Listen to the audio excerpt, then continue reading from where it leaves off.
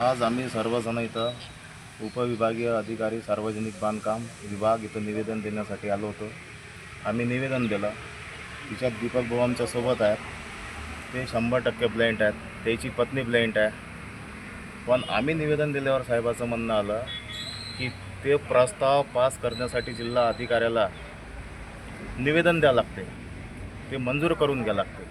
तर मग आता साहेब निवेदन देतील कधी आणि ते पास होईल कधी? तोपर्यंत हे एखादी जीव जायची वाट पाहतात काय?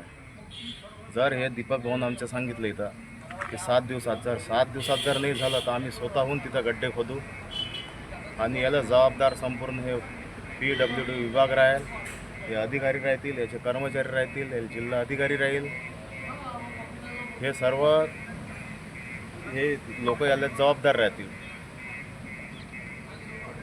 आंदोलन याच्या माध्यमातून ब्लाइंड लोकांच्या माध्यमातून आंदोलन छेडलं जाईल. त्याला आमचा पूर्ण पाठिंबा राहील. तिथच्या जे लोक तिथं येणे जाणारे आहेत त्याचे अपघात होत आहेत. त्याच्यानंतर तिथं जे विद्यार्थी शिकतात त्याचे पालकाला घेऊन आम्ही तिथं रस्त्यावर बसू. हे सर्व आंदोलन छेडण्यात येईल.